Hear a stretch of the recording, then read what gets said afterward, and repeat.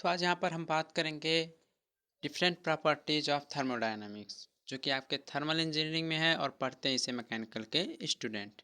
तो इसमें different properties of thermodynamics के बारे में बताया जाएगा। चैप्टर फर्स्ट आपका चल रहा है, जैसे कि आप लोगों को पता ही होगा, और ये शायद फोर्थ वीडियो है चैप्टर फर्स्ट की। और इसमें हमने आपको जितने भी टाइप्स होते थे और रिवर्सिबल प्रोसेस, साइकिल और thermodynamic system, state, zeroth law of thermodynamics, ये सब आपको हमने पढ़ा दिया है। तो प्लेलिस्ट आप लोग चेक कीजिएगा, थर्मल इंजीनियरिंग थर्ड सेमेस्टर नाम से प्लेलिस्ट बनी हुई है, थर्मल इंजीनियरिंग थर्ड सेमेस्टर। तो वहाँ से आप लोग जाकर सभी वीडियो ज़रूर देखिएगा और अपने नोट्स को कंप्लीट करते रहिए, क्योंकि हम ऐसा आपको पढ़ा रहे हैं कि आप लोग अपना नोट्स बना सकते हैं। स्क्रीन पर पूरा डेफिनेशन भी बताया जा रहा है, तो सब कुछ आपको मिल रहा है, तो आप लोग डेफिनेशन बनाते रहिए और उससे तैयारी करते रहिए। तो चलिए आज देखते हैं हम लोग जो नेक्स्ट वीडियो है आपकी, ये है थर्मल इंजीनियरिंग में प्रेस विभिन्न उष्मागत की गुणधर्म, या आप बोल सकते हैं आप लोग different properties of thermodynamic system. तो इसमें प्रेशर एंड टेम्परेचर भी जो होता है वह थर्मोडायनामिक का एक प्रॉपर्टी होता है। तो इसका पूरा टाइप्स देखा जाएगा और इन्हीं दो या तीन टॉपिक्स के बारे में आज आपको हम बताएंगे। तो यह चैप्टर फर्स्ट का पार्ट 4 है। तो चलिए बिना देरी किए हुए वीडियो को करते हैं स्टार्ट।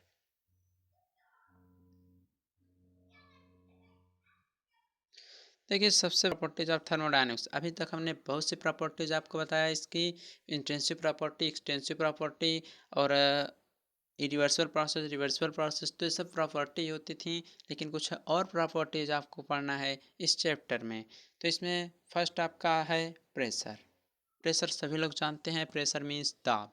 दाब आप लोग जानते हैं, दाब बराबर क्या होता है, अगर हिंदी में बात करें तो बल अपॉन क्षेत्रफल। क्या होता है? Force upon per unit area. यही तो होता है यूनिट पर एरिया फोर्स, ये जो आपका हो जाता है वो प्रेशर के अंतर्गत आता है, यानी बल अपॉन क्षेत्रफल। अगर सही से बात करें तो जो दाब होता है वह बल तथा क्षेत्रफल का अनुपात होता है, वह बल तथा क्षेत्रफल का अनुपात होता है। परंतु ऊष्मागतिकी में हम दाब को कुछ अलग प्रकार से डिफाइन करते हैं। दाब का, प्रेशर का डिफिनेशन आप सभी लोग जानते हैं, बल अपॉन क्षेत्रफल, लेकिन अलग अलग सब्जेक्ट्स में अलग अलग प्रकार से डिफिनेशंस दी हुई हैं। जैसे कि अगर बात करें हाइड्रोलिक सब्जेक्ट की, जो कि आपको पढ़ना है फोर्थ सेमेस्टर में, खासतौर पर अगर बात करें मैकेनिकल इंजीनियरिंग के स्टूडेंट को, तो हाइड्रोलिक्स में जब पढ़ेंगे तो वहाँ फ्लूइड्स को लेकर बातचीत किया जाएगा प्रेशर पर, और यहाँ पर उष्मा को लेकर बातचीत किया जाएगा।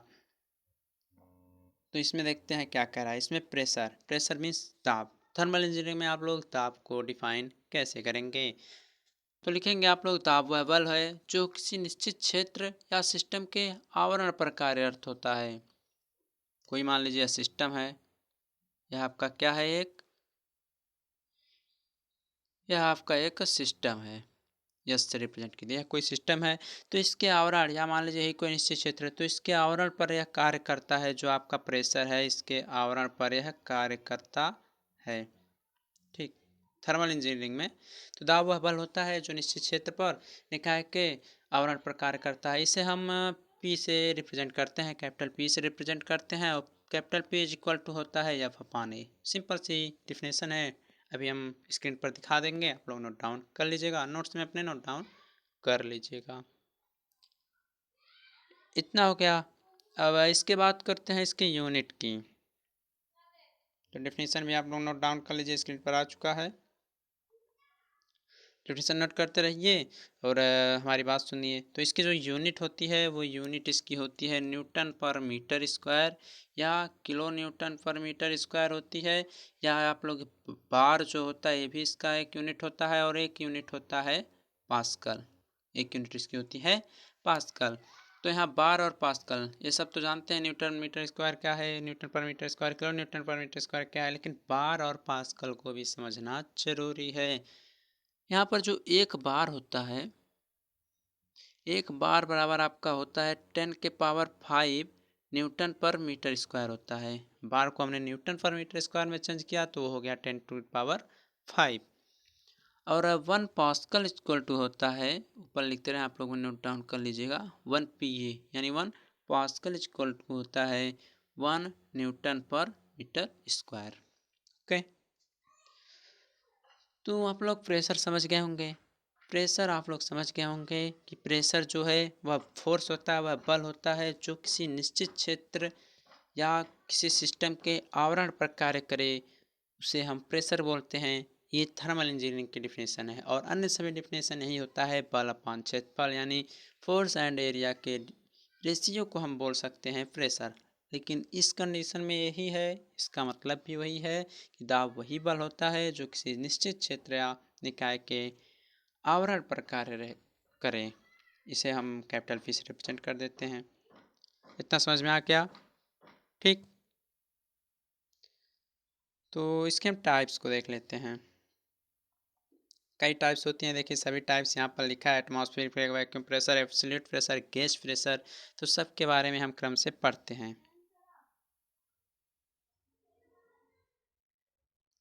सबसे पहले पढ़ेंगे हम एटमॉस्फेरिक प्रेशर। यानी एटमॉस्फेरिक प्रेशर क्या होता है, यानी जो आपका वातावरणीय दाब होता है। एटमॉस्फेरिक प्रेशर वातावरणीय दाब, हिंदी आप लोग जान गए। इसका डिफिनेशन क्या होता है, इसको समझते हैं। तो यहाँ पर बात पड़ती है सबसे पहले एटमॉस्फेरिक प्रेशर की। तो एटमॉस्फेरिक प्रेशर क्या होता है, इसका डिफिनेशन आपको यहाँ ऊपर दिख रहा है। अब हम डिफिनेशन को पढ़कर समझाते हैं। डिफिनेशन ये कह रहा है कि ये जो आपका क्या बोलते हैं वातावरणीय दाब होता है, जो है धरातल के ऊपर वातावरण में वायु के स्वयं के भार के कारण किसी निश्चित क्षेत्र में उपजे दाब को हम वातावरणीय दाब कहते हैं। इसको समझिएगा। एटमॉस्फेरिक प्रेशर और इसे आप वायुमंडलीय दाब बोल सकते हैं। क्या बोल सकते हैं, वायुमंडलीय दाब बोल सकते हैं इसे। एटमॉस्फेरिक प्रेशर को वायुमंडलीय दाब भी आप लोग बोल सकते हैं। यही है शायद, एटमॉस्फेरिक प्रेशर जो है वायुमंडलीय दाब ही होता है। ठीक, तो क्या रहा है, क्या ये रहा है कि धरातल के ऊपर वातावरण में वायु के स्वयं के भार के कारण, देखिए धरातल तो आपका है ही नीचे। अभी हम एक लास्ट में फिगर बताएंगे, उसमें आपको सब कुछ समझ आ जाएगा, एक ही फिगर में सबकी डिफिनेशन समझ आएगा। लेकिन यहाँ समझिएगा, कह रहा है धरातल के ऊपर, ऊपर मान लीजिए धरातल के ऊपर आप लोग गए हैं, यहाँ पर वायु का कुछ स्वयं भार होने लगता है, और वही भार जो वायु का स्वयं का भार होता है वह किसी निश्चित क्षेत्र पर प्रेशर डालने लगता है, दाब डालने लगता है। अब आप ही लोग यहाँ पर चल रहे हैं, मान लीजिए आप मोटरसाइकिल से आ रहे हैं और हवा आपके विपरीत चल रही है, तो आप जितनी ही ज़्यादा अपने एक्सीलरेटर को तेज करेंगे, गाड़ी तो आवाज़ करेगी करेगी, लेकिन वह जितना आपका मीडियम में तेज भागेगी, जितना रेस से चलेगी, तो विपरीत क्रम में आ रही हवा में आपकी गाड़ी आवाज़ बहुत ज़्यादा करेगी, लेकिन स्पीड उसकी उतनी नहीं रहेगी, क्योंकि हवा कुछ आप पर दाब डाल रही है, आपके विपरीत में दाब डाल रही है। तो यही इसमें भी कह रहा है। तो इसमें वहाँ पर आप तो रोड पे चलते हैं, लेकिन इसमें क्या कह रहा है, इसमें कह रहा है ऊपर, यानी धरातल के कुछ ऊपर अगर हम जा रहे हैं, तो वहाँ जो है वातावरण में जो है वायु का कुछ स्वयं का भार होने लगता है, और वही स्वयं भार जो है एयर का, वह कुछ एक निश्चित क्षेत्र पर, मान लीजिए वो निश्चित क्षेत्र हमने यहाँ गोले के द्वारा मान लीजिए यही कोई निश्चित क्षेत्र है, तो यही जो एयर है यह सब पर हर तरफ से क्या करने लगती है, दाब डालने लगती है। तो इसी को हम क्या बोल सकते हैं, इसी को हम बोलते हैं वातावरणीय या वायुमंडलीय दाब हम बोलते हैं। ठीक है ना, ओके ठीक है, कोई बात नहीं। और आपको ये भी बता दें, डेफिनेशन लिख लिया होगा, इसमें थोड़ा और लिख लीजिए। ये लिख लीजिए कि जब हम धरातल के ऊपर उठते जाते हैं, जितने धरातल में हम ऊपर जाते हैं, तो वायुमंडलीय दाब का मान जो है धीरे धीरे वह कम होने लगता है। क्या होने लगता है, वह धीरे धीरे कम होने लगता है। और जो वायुमंडलीय दाब का मान होता है वह धरातल की ऊपरी सतह पर भी निर्भर करता है। सब लिख दिया गया है, आप लोग समझ भी गए होंगे कि जो धरातल वातावरणीय दाब जो होता है वह धरातल के ऊपरी सतह पर निर्भर करता है। और यही कंडीशन होता है, यही कारण होता है कि जो वातावरणीय दाब होता है एटमॉस्फेरिक में, उसका जो मान होता है वह स्थिर नहीं होता है, इसका मान जो है वह स्थिर नहीं होता। ओके, और जो एटमॉस्फेरिक प्रेशर है, एटमॉस्फेरिक प्रेशर जो है इसे हम बैरोमीटर से मापते हैं। किससे, बैरोमीटर से हम लोग मापते हैं वायुमंडलीय दाब को, यानी एटमॉस्फेरिक प्रेशर को बैरोमीटर से हम लोग मापते हैं। अब इसी की कुछ यूनिट्स हैं, आप लोग उससे भी लिख लीजिए। जो आपका मानक वायुमंडलीय दाब होता है, वातावरणीय दाब जो होता है वह एटमॉस्फेरिक प्रेशर पर आपका होता है लगभग 1 PATM, ऐसे लिख लीजिए। यानी एक एटमॉस्फेरिक प्रेशर जो होता है वह होता है 760 mm। ये किसके लिए है? मरकरी के स्तंभ के लिए, यानी पारा के स्तंभ के लिए ये होता है। ठीक। और एक PATM यानी एक एटमॉस्फेरिक प्रेशर जो है यह होता है आपका 10.10। ये जो होता है यह जल स्तंभ के लिए होता है। 10.33 आप लोग लिख सकते हैं। यह जो होता है वाटर स्तंभ के लिए होता है। ठीक। तो ये सब मानक दाब हैं कि जल का जो है आपका वायुमंडलीय दाब लगभग इतना होता है वाटर स्तंभ के लिए, वाटर कॉलम के लिए, और मरकरी के लिए 760 mm होता है। तो इतना हो चुका होगा। इसके आइए सेकेंड टाइप्स को हम देखते हैं। सेकेंड टाइप आपका कहता है वैक्यूम प्रेशर, यानी निर्वात दाब। वैक्यूम प्रेशर यानी क्या होता है? निर्वात दाब। अब ये क्या होता है इसको भी समझते हैं। निर्वात दाब ये क्या होता है?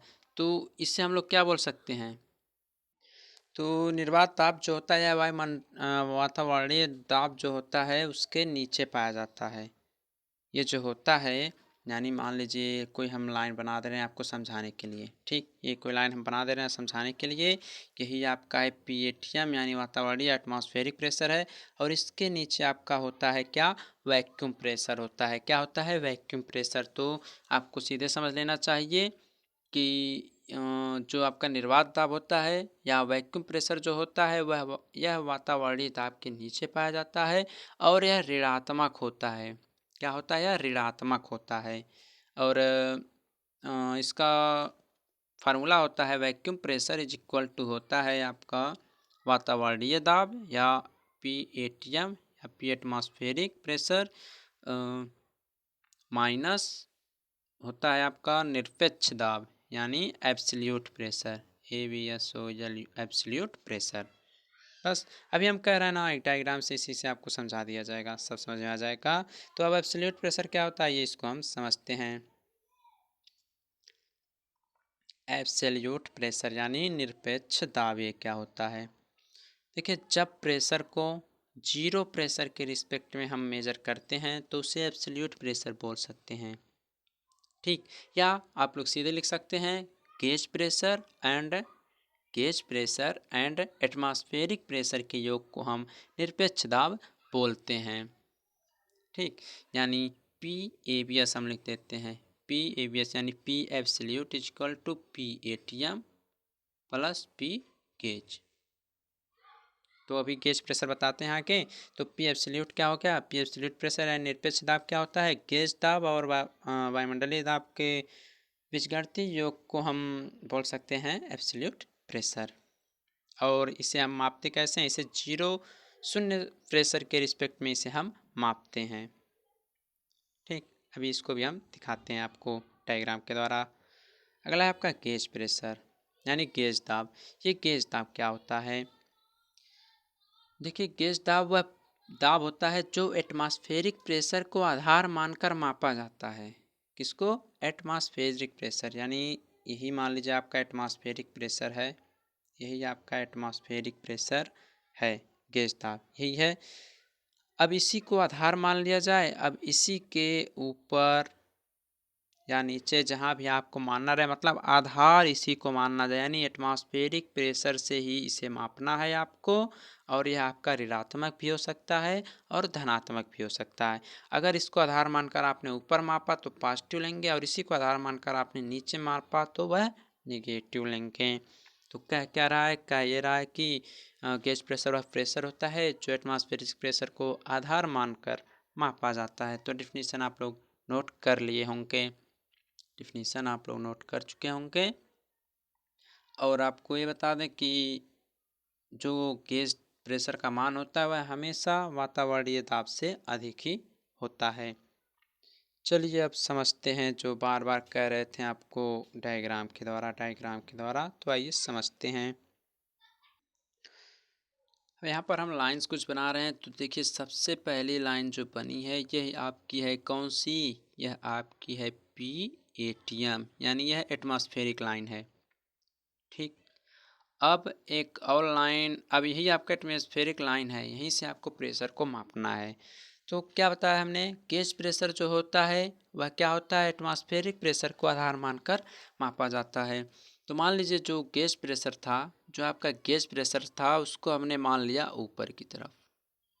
ठीक, तो यह जहाँ तक पहुँचा तो ये हो गया क्या आपका, यह हो गया आपका पी गेज, PATM था वो, और यह हो गया आपका पी गेज। बहुत आप लोगों को डीपली नहीं पढ़ना है, बट हम पढ़ा दे रहे हैं आपको, बस इसमें बुक में आपकी डिफिनीसन इवनली दिया गया है। तो आपने यहाँ तक पहुँचा तो ये हो गया पी गेज। अब आपका आता है क्या, अब आपका आता है एक बताए थे आपको वैक्यूम, क्या बताए थे आपको, वैक्यूम बताए थे, यानी निर्वात बताए थे। तो यह वातावरणीय दाब के नीचे मापते हैं इसे, इसे आप लोगों का वातावरणीय दाब के नीचे मापते हैं। तो यहाँ पर आपका हो गया क्या, यह हो गया आपका वैक्यूम, क्या हो गया यह, पी वैक्यूम, पी वैक्यूम हो गया ये। ठीक, और आपका एक था, और कौन सा था वो, हाँ एब्सोल्यूट प्रेशर था। तो एब्सोल्यूट प्रेशर को जीरो लाइन के रिस्पेक्ट में मापते हैं। तो एक और लाइन आप लोग यहाँ खींच लीजिएगा, ये होता है आपका लास्ट में जीरो प्रेशर लाइन, ये होता है जीरो प्रेशर लाइन। ये सब बनाना नहीं है, समझाने के लिए आपको करें, ये हो गया जीरो प्रेशर लाइन। तो इसके रिस्पेक्ट में जब हम गेज प्रेशर तक मापते हैं तो होता है आपका क्या, जीरो प्रेशर लाइन या निरपेक्ष दाब या एब्सोल्यूट प्रेशर। तो इतना समझ में आ क्या होगा आपको, इतना समझ में आपको आ क्या होगा कि जब ATM यानी एटमॉस्फेरिक प्रेशर के ऊपर मापते हैं तो गेज प्रेशर, इसके नीचे मापते हैं तो वैक्यूम प्रेशर, और एक जीरो प्रेशर लाइन होती है जो सबसे नीचे होती है। तो उसके रिस्पेक्ट में जब हम प्रेशर को मेज़र करते हैं, यानी अब ये हो सकता है गेज जो निरपेक्ष दाब है वो आपका गेज तक जाए या ATM तक ही रहे, मतलब शुरू हो गया आपका जीरो प्रेशर लाइन से ही, तो इसको एब्सोल्यूट प्रेशर हम लोग बोल सकते हैं। ठीक, इतना हो गया आपका। तो आपको हमने निर्वात दाब बताया, निरपेक्ष दाब बताया एंड गेज दाब बता दिया, और वायुमंडलीय दाब भी बता दिया। सबके लिए क्या क्या होता है सब आपको इसमें हमने बताया है। और फार्मूला तो आपको पता ही होगा, PAVS इक्वल टू होता है आपका PATM plus P gauge. Formula तो बताया ही है अभी हमने, क्या बताया है, बताया ही है कि PATM यानी एटमॉस्फेरिक प्रेशर इक्वल टू होता है, क्या होता है, PAVS यानी absolute pressure minus P gauge यानी गेज प्रेशर, और गेज प्रेशर पॉजिटिव नेगेटिव दोनों हो सकता है। ठीक, और एब्सोल्यूट प्रेशर जो होता है PAVS जो लिखा गया एब्सोल्यूट प्रेशर, यह कभी नेगेटिव नहीं होता है, ध्यान रखिएगा, यह कभी भी नेगेटिव नहीं होता है। ठीक, या अगर आपको पी एब्सोल्यूट का निकालना रहे तो इसी फार्मूले से चेंज कर लीजिएगा, PAVS इक्वल टू क्या हो जाएगा, PATM हो जाएगा प्लस पी गेज हो जाएगा। फार्मूला यहीं से सब निकलेगा। तो चलिए इसको यहीं पर समाप्त करते हैं, अगला टॉपिक देखते हैं। इतना गहराई आपको नहीं पढ़ना है इसमें, ये सब आप लोग जब हाइड्रोलिक्स पढ़ेंगे अगले सेमेस्टर में, फोर्थ सेमेस्टर में, तो वहाँ पर मिलेगा, तो वहाँ पर और विस्तार से पढ़ाया जाएगा। तो जो नेक्स्ट प्रॉपर्टी है वो है स्पेसिफिक वैल्यूम। स्पेसिफिक वैल्यूम क्या है, कुछ नहीं, बहुत सिंपल है, सीधे सीधे फार्मूले पर है, तो इसको समझते हैं। तो स्पेसिफिक वैल्यूम यानी विशिष्ट आयतन, क्या होता है स्पेसिफिक वैल्यूम यानी विशिष्ट आयतन। तो देखिए डिफिनीशन नोट कीजिए, दिया गया कुल आयतन और उसका द्रव्यमान जो होता है, इन दोनों का रेशियो जो होता है वही आपका विशिष्ट आयतन होता है। यानी small v is equal to small v is equal to capital V upon m। ठीक हो गया, इसका मात्रक हो जाएगा मीटर क्यूब पर केजी। बहुत ही सिंपल था, ये सब तो कोई बात नहीं। चलिए अगला टॉपिक है आपका टेम्परेचर। छोटी छोटी प्रॉपर्टीज़ हैं तो इसको समझना आपके लिए ज़रूरी था। टेम्परेचर क्या होता है, टेम्परेचर मतलब क्या बोलते हैं आप लोग, ताप। टेम्परेचर बोलें तो ताप, ताप क्या होता है, बहुत पहले से आप लोग पढ़ रहे हैं, ताप क्या होता है। यह जो होता है ऊष्मा की तीव्रता का यह जो होता है मापक होता है। इसके द्वारा ऊष्मा की हम विभिन्न क्रिया को मापते हैं, उसकी तीव्रता को मापते हैं।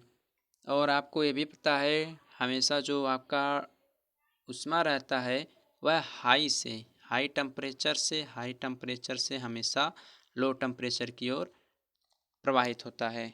टेम्प ठीक, जो हीट होती है वह हाई टेम्परेचर से लो टेम्परेचर की ओर हमेशा प्रवाहित होती है। और ऊष्मा का जो मापन होता है वह भी उच्च तापमान से निम्न तापमान की तरफ भी हम मापते हैं। तो इसके भी कुछ बस यही सब इसमें है। और इसका एक कुछ टाइप्स हैं, सेंटीग्रेड स्केल हैं, फ़ारेनहाइट स्केल हैं, एब्सोल्यूट टेम्परेचर स्केल हैं। तो थोड़ा थोड़ा इन सब के बारे में भी समझ लेते हैं और लिख भी लेते हैं। तो सबसे पहले सेंटीग्रेड स्केल में लिखिए, लिखाया गया है इसमें तापमान को हम डिग्री सेल्सियस में मापते हैं। इसमें जो सेंटीग्रेड स्केल है इससे हम डिग्री सेल्सियस में इसमें हम टेम्परेचर को मापते हैं। और जो स्केल रहता है मापने का उसमें आपके लगभग 100 भाग बने रहते हैं और प्रत्येक भाग जो होता है वह 1 डिग्री सेल्सियस का मानकर तैयार किया जाता है। और सबसे जो कम तापमान रहता है वह होता है 0 डिग्री सेल्सियस। जिसमें सबसे कम टेम्परेचर रहेगा वह 0 डिग्री सेल्सियस का रहता है। और जो सबसे हाई रहता है वह यहाँ से 0 से स्टार्ट होकर 100 डिग्री सेल्सियस तक आपका इसमें खाना बना होता है और मापते भी हैं।